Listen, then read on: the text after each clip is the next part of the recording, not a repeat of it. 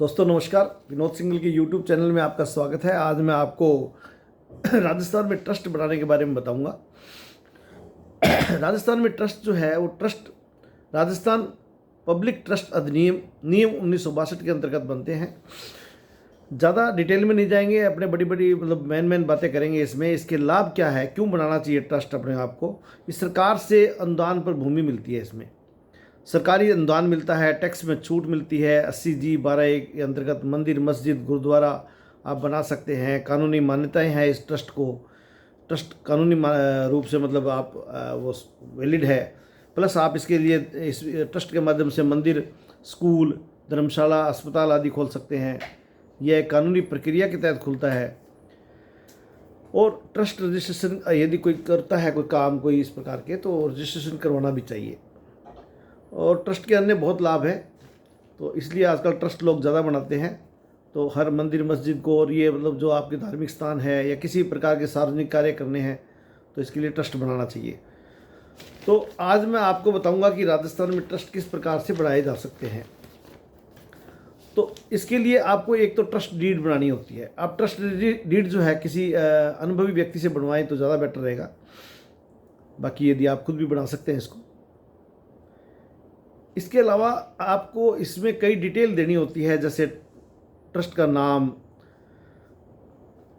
Trust में कितने trustee हैं, उनके मोबाइल नंबर क्या है, आवेदनकर्ता का पूरा डिटेल, और प्रन्यास की स्थिति क्या है, और इसमें ये जो बनाया गया है वो किस लिए बनाया गया है, इसके पीछे क्या कारण है, धार्मिक कारण है, पुण्यार्थ है या दोनों है। पता वगैरह प्रवासियों के, इसमें सारे प्रबंधकों के पते वगैरह, एड्रेस वगैरह लगते हैं, उनके आधार नंबर लगते हैं। आजकल राजस्थान में ये ऑनलाइन होना शुरू हो गया है। प्रन्यासी जो बनाए जाते हैं ट्रस्टी, उनके उत्तराधिकारी का चयन का तरीका क्या होगा, ये भी उसमें देना पड़ता है। ये वंश परंपरागत करना है या गुरु शिष्य परंपरा से करना है या मनोनयन के माध्यम से करना है या चुनाव की प्रणाली या नियुक्ति आदि से, जैसे भी है।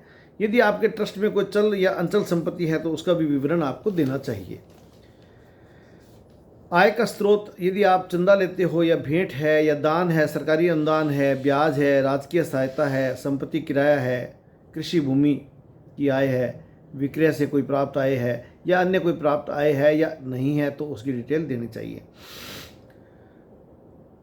अब इसमें आपने खर्च क्या करना है, इसकी डिटेल भी आपको ट्रस्ट बनाने पर देनी होती है। जैसे आपके प्रबंधक या कोई भी अन्य खर्चे हैं, उनके पारिश्रमिक पर, उनके वेतन पर कितना खर्च करेंगे साल भर में, कर्मचारी वर्ग तथा सेवकों पर कितना खर्च करेंगे, धार्मिक उद्देश्यों पर कितना खर्च करेंगे। एक अनुमानित आय रहती है, अनुमानित खर्चे बताने होते हैं।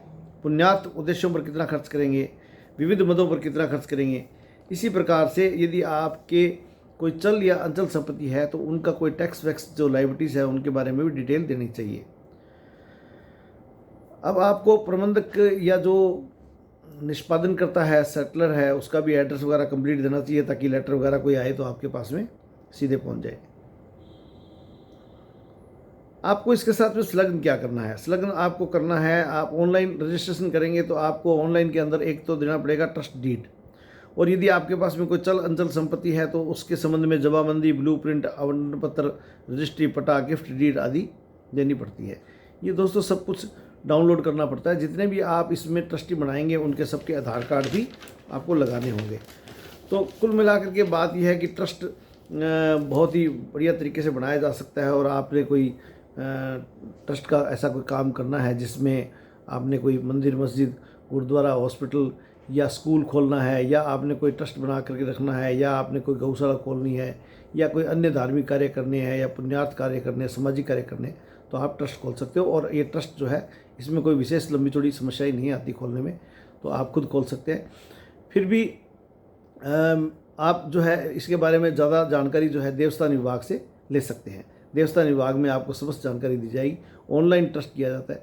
और फिर अगर आप चाहते हो कि मेरे से जानकारी लेना चाहते हो तो जितनी जानकारी मुझे उपलब्ध है मैं उसके हिसाब से आपको जानकारी देने का प्रयास करूँगा। मेरा नंबर है 7976485064।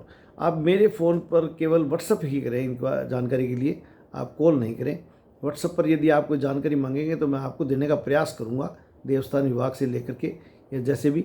लेकिन आप अधिकृत जानकारी देवस्थान विभाग से ही लें। तो किसी भी प्रकार का ट्रस्ट ऑनलाइन करना हो तो आप कोई ज़रूरी समझे तो आप मेरे से जानकारी ले लें, तो बाकी आप देवस्थान विभाग से अधिकृत जानकारी ले सकते हैं। धन्यवाद दोस्तों, जय हिंद।